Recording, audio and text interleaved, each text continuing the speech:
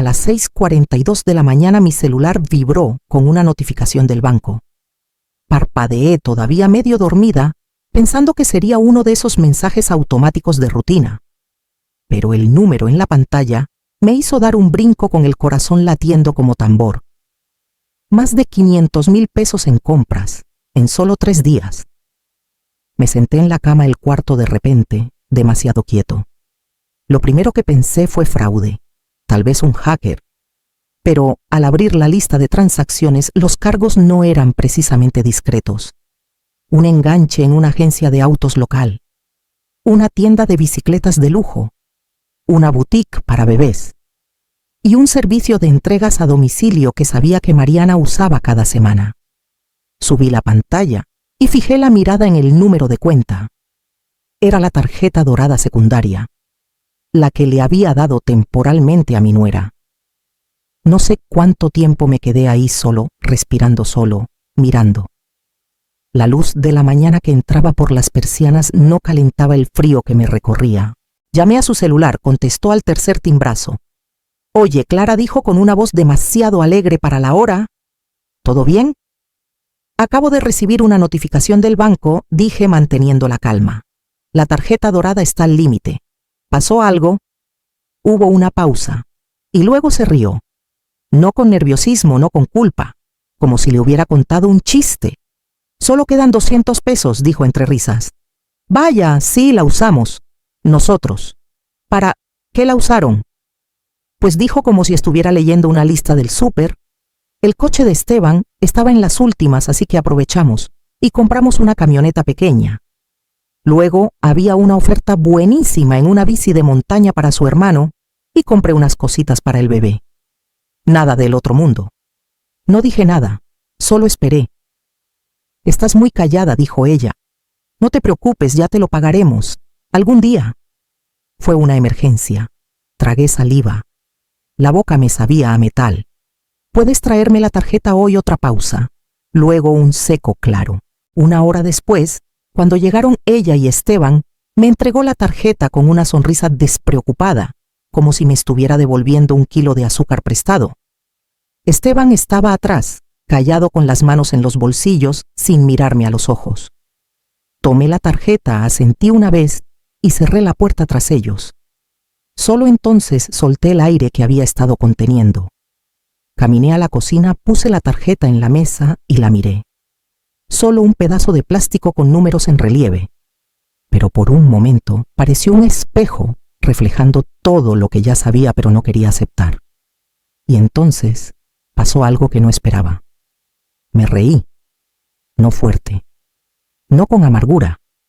Solo una risa suave, casi sin aliento, que me tomó por sorpresa. Porque la tarjeta que usó la que pensó que había vaciado nunca estuvo conectada a mis ahorros de verdad. Ni un centavo. Había estado esperando este momento. Y ahora yo también. Fui al cajón, saqué la carpeta etiquetada Emergencias y la abrí. 3 meses antes Mariana había llegado a mi casa con una bandeja de pastelitos de limón comprados en el súper y una sonrisa forzada, de esas que no llegan a los ojos. «Solo necesitamos un pequeño empujón», dijo, dejando la bandeja como si fuera una ofrenda de paz. «Solo por unas semanas. Mi crédito está por los suelos y Esteban sigue esperando que le caiga ese segundo trabajo. Tú sabes cómo están las cosas». Me acuerdo que estaba junto al fregadero con un trapo en la mano tratando de descifrar qué decían sus ojos que su boca callaba. Hablaba rápido, demasiado rápido, pintando un cuadro de necesidades pequeñas: comida, leche para el bebé, un par de llenadas de gasolina. No pidió efectivo y eso fue intencional. En cambio dijo: «Si hay alguna tarjeta que podamos usar solo para lo indispensable, te juro que será algo temporal. Tú puedes checar todo. Transparencia total». Pude haber dicho que no. Debí haberlo hecho. Pero había visto a Esteban batallando en silencio por meses, rechazando mis ofertas. Y si esta era la única manera de ayudarlos sin herir su orgullo, me convencí de que podía manejarlo. Entonces, le di la tarjeta dorada a una cuenta secundaria que abrí hace años con un límite bajo y sin conexión a mis fondos principales. La había creado después de que mi hermana me pidió prestado y luego Se esfumó. Un señuelo. Por si alguna vez necesitaba ser generosa sin quedar vulnerable. Se lo expliqué con cuidado. No está ligada a mis ahorros, tiene un tope. Es solo para necesidades básicas. Nada de lujos, nada de sorpresas. Mariana juntó las manos como si le hubiera dado un trofeo. Gracias, Clara, de verdad. Esto significa muchísimo para nosotros. Hasta me mandó un mensaje esa noche: eres una bendición. Ojalá mi propia madre hubiera sido como tú. Demasiado dulce. Ese fue el momento en que debí haber puesto pausa. Porque 3 semanas después, Esteban mencionó como si nada que Mariana había encontrado una carriola de diseñador en oferta y la compró para el bebé. Estaba bien barata, dijo. Bajó de 16,000 a 7,000 pesos. Dijo que tu tarjeta lo cubrió. No dije nada. Solo asentí. Pero en mi cabeza anoté la primera transacción que se sentía más como capricho que como supervivencia. Luego vinieron los murmullos. Una conocida mencionó que vio a Mariana en un spa del centro. Otra vez noté que traía botas nuevas que no venían de ninguna tienda de descuentos. Aún así esperé. Dejé que el patrón se alargara más de lo que debía. Siempre había una excusa, siempre una razón. Ahora, parada en mi cocina con la tarjeta dorada vacía en la mano, me di cuenta de algo que sabía desde hace tiempo no era solo descuido. Mariana estaba cómoda. Metí la tarjeta en la trituradora, dejé que se convirtiera en pedacitos y saqué la siguiente carpeta del cajón etiquetada Poder Notarial. Llamé a Esteban al día siguiente. No porque quisiera, sino porque necesitaba saber. En algún punto entre la tarjeta triturada y la lista de autorizaciones revocadas, una parte de mí todavía esperaba que hubiera una explicación que valiera la pena escuchar. Contestó al segundo timbrazo con la voz pesada, como si apenas se hubiera despertado. Hola, ma. Puedes venir, dije. Solo tú. Una pausa, luego un titubeante. Sí, puedo. Llegó 1 hora después solo con las manos metidas en los bolsillos de su sudadera, viéndose más pequeño de lo que recordaba. Se sentó en la mesa de la cocina como invitado en casa ajena, con los hombros encorvados y los ojos buscando la puerta. Deslicé la lista de transacciones hacia él, sin acusar, solo en silencio.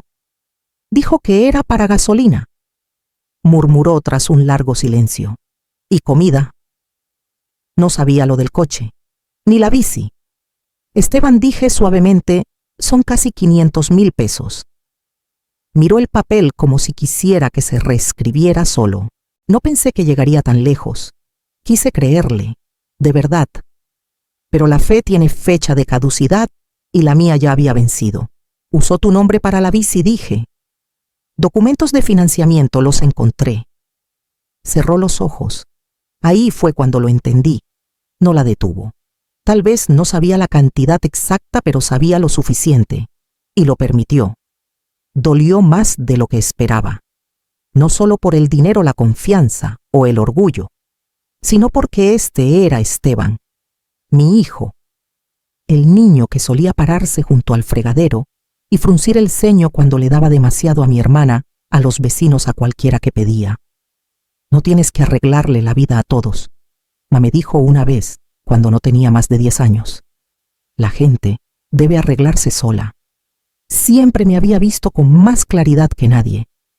Y ahora estaba con alguien que veía la bondad como moneda, no como carácter. Alguien que usaba ese instinto de arreglar todo para clavarme un puñal con una sonrisa y las manos vacías. Lo miré con cuidado, la cara cansada, la postura encorvada, la culpa silenciosa. No era que no le importara, era que no tenía el valor para elegir lo correcto por encima de la comodidad.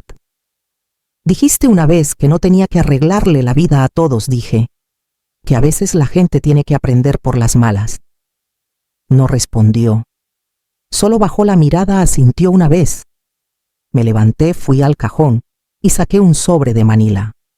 Aquí están los documentos del préstamo cofirmado, tu seguro viejo y el historial de las cuentas compartidas de servicios. Voy a quitar mi nombre de todo. Esteban no me detuvo. Cuando se fue lo vi partir, no con enojo, no con frialdad, solo en silencio. Luego me senté con mi laptop, abrí la pestaña de negocios del banco y comencé a congelar todas las cuentas compartidas. Lo primero que hice fue llamar al banco. Quería escucharlo en voz alta. Señora, confirmó el agente tras una pausa, esa tarjeta no está vinculada a ninguna de sus cuentas de ahorros o inversiones activas. Era una línea de crédito independiente con límite bajo. Solté un suspiro que no sabía que estaba conteniendo. La cuenta no se había vaciado porque nunca tuvo nada real. Mariana tomó lo que pensó que era mío, pero solo se llevó aire e ilusión. Después de colgar, revisé mi reporte de crédito. Esperaba algunos rasguños, tal vez 1 o 2 consultas duras, pero no lo que vi parpadeando en rojo y amarillo. 3 solicitudes de tarjetas de crédito nuevas, todas presentadas en las últimas 6 semanas. Todas a mi nombre. Una ya había sido rechazada, otra estaba pendiente, la tercera aprobada. No sentí rabia, ni pánico, solo una claridad extraña firme, como cuando aceptas que una gotera en el tejado no se va a arreglar sola. Presenté los reportes de fraude, adjunté copias de mi identificación, firmé los formularios, envié documentos notariados. No llamé a Esteban, no le escribí a Mariana, solo documenté todo. Después tomé una libreta amarilla y comencé a listar cada hilo compartido que aún nos conectaba. La factura de luz estaba a mi nombre desde cuando les negaron el servicio durante su mudanza. Ofrecí ayudar por los primeros 6 meses. Eso se convirtió en 2 años. Su Netflix, su Amazon Prime, el plan familiar de celulares que aún pagaba, el descuento del seguro del coche al que los había añadido, la tarjeta de gasolina, cada una. Abrí pestañas, hice clic en eliminar, cancelar, desactivar. Uno por uno los cables comenzaron a romperse, sin anuncios, sin explicaciones, solo acciones. Cuando llegué al testamento dudé, pero solo por un segundo. Luego marqué a Raúl, mi abogado. Quiero hacer algunos cambios, dije. Me agendó para el viernes. Para cuando el sol se escondió detrás de las colinas, mi escritorio estaba lleno de correos, de confirmación y recibos de cierre de cuentas. Las alertas de crédito dejaron de sonar. El silencio era limpio, cortante, no vacío, solo libre por fin del ruido que nunca me perteneció. Me serví una taza de té, me senté en el porche y vi a los niños del vecindario andar en bici haciendo ochos en la calle. A 2 calles, un perro ladraba al viento. El aire olía a césped recién cortado y a verano tardío. Mi celular vibró una vez. Un correo nuevo, de Mariana. El asunto decía: esto es exagerado. No lo abrí. En cambio me levanté, regresé adentro y saqué el último sobre sin abrir del gabinete. En la portada había escrito 2 palabras que nunca pensé que necesitaría salida de emergencia. Todo empezó con el coche. El lunes por la mañana, la camioneta nueva de Mariana fue remolcada desde su entrada. No fue algo discreto. Un vecino grabó todo y lo subió a un grupo de Facebook local con el comentario: parece que alguien no leyó la letra chiquita. No lo había hecho. El financiamiento se aprobó bajo mi nombre, o eso pensó ella. Pero la agencia detectó la discrepancia cuando el reporte de fraude llegó al sistema. El préstamo nunca se procesó por completo. No se transfirió el título. No se presentó el seguro. No era su coche para quedarse. Para el martes, la bicicleta de montaña, una de lujo personalizada, que pidió para el hermano de Esteban, también desapareció. Robada al parecer. La dejaron sin candado, sin cobertura. Solo se esfumó. El mundo tiene su manera de limpiar su propio desorden cuando dejas de interponerte.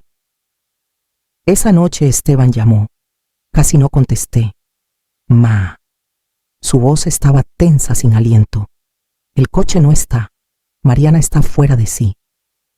¿Qué hiciste? Sostuve el teléfono en silencio, no por malicia, sino porque quería que escuchara su propia pregunta. Ahora estoy protegiendo lo mío, dije, manteniendo la voz firme. Se quedó callado un segundo. ¿Nos denunciaste? No, dije con calma. Denuncié un fraude. No respondió de inmediato. Solo soltó un suspiro suave y colgó. Lucía vino esa noche trayendo un pastel que compró en el súper y fingiendo que lo había horneado. Pensé que te vendría bien un poco de compañía, dijo acomodándose en el sofá. Escuchó mientras le conté la última semana paso a paso, sin drama, solo hechos. No me interrumpió ni una vez. Cuando terminé, tomó su copa de vino y dijo: «Bueno, por fin cerraste la cuenta abierta». Sonreí ante eso. No mucho, solo lo suficiente.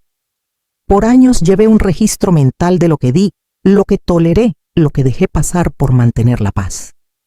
Y ahora el saldo estaba en cero. No porque me pagaran, sino porque dejé de prestarles partes de mí que nunca se ganaron. Lucía se quedó hasta que la luna estaba alta y el pastel a medio comer. Cuando se fue me abrazó fuerte, me miró a los ojos y dijo: «No lo pienses 2 veces». Asentí de verdad.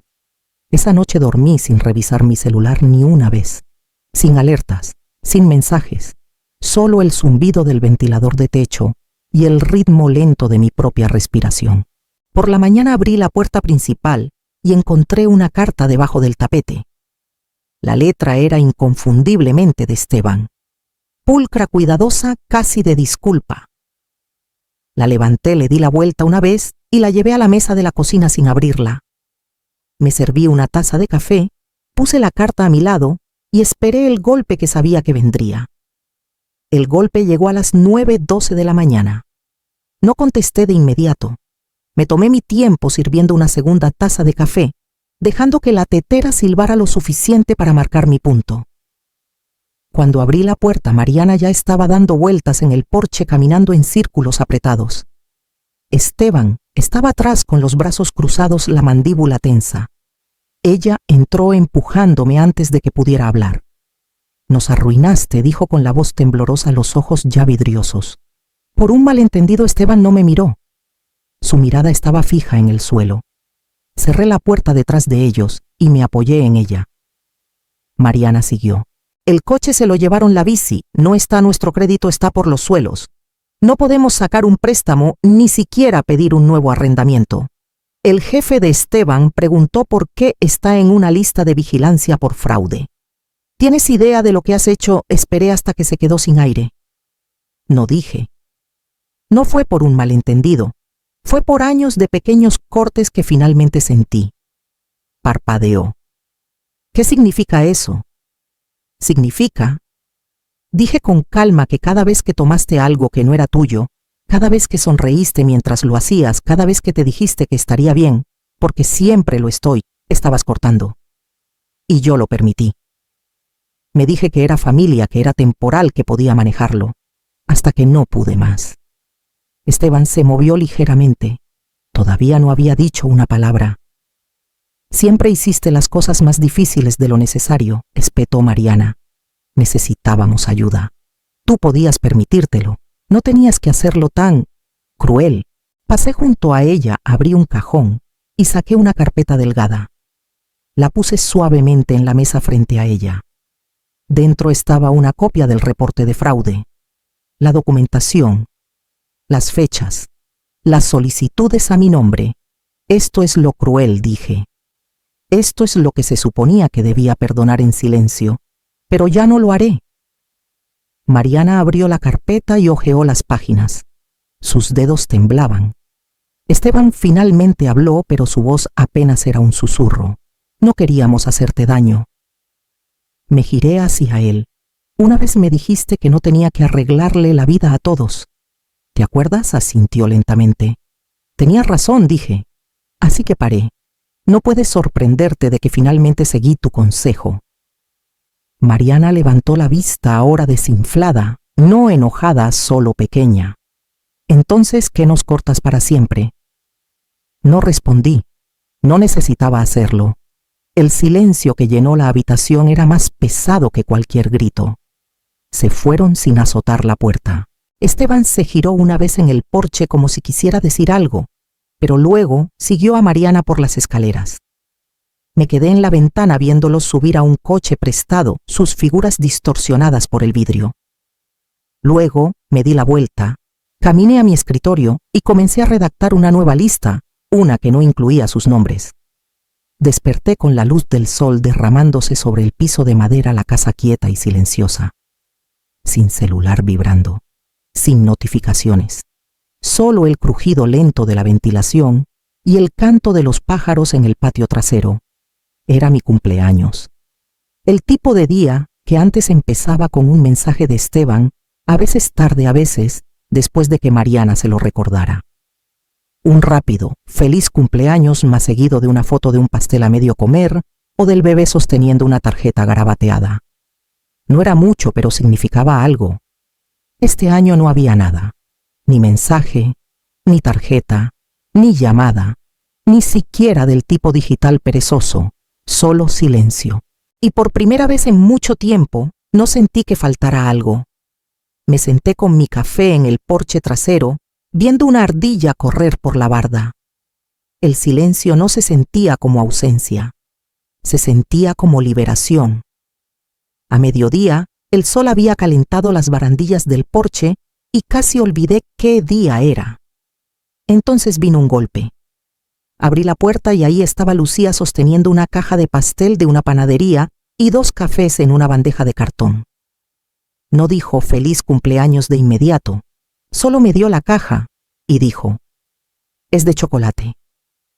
Ni me molesté en preguntar. Nos sentamos en la mesa de la cocina como lo habíamos hecho 1000 veces, pasándonos pedazos de pastel con nuestros tenedores sin platos, sin reglas. Nos reímos de la vez que nos echaron de una clase de yoga por reírnos de la cena donde Mariana olvidó mi nombre al presentarme a su jefe. Te llamó Carmen, dijo Lucía sacudiendo la cabeza. Carmen. Tú criaste a su esposo. Sonreí sin amargura. Fue una advertencia, solo que no la leí entonces. Cuando se fue revisé mis cuentas. El fondo de paz, como lo empecé a llamar, había crecido más de lo que esperaba. Nada extravagante, solo depósitos constantes intocados, sin retiros, sin cargos sorpresa, solo calma. Abrí mi administrador de contraseñas y comencé a cambiar los últimos accesos. Las cuentas compartidas de streaming ya estaban cerradas, los servicios limpios. Uno por uno cerré cada puerta por la que solían entrar. Hice una pausa antes de borrar la información de contacto de emergencia. El nombre de Esteban aún estaba en 2 formularios. Lo quité y puse el de Lucía en su lugar, sin culpa. Solo un clic, solo la verdad. Esa noche me serví una copa de vino pequeña, encendí la última rebanada de pastel con una vela y no pedí ningún deseo. No necesitaba hacerlo. El regalo ya había llegado silencioso, completo y totalmente mío. Ella pensó que me había vaciado, pero usó la tarjeta equivocada.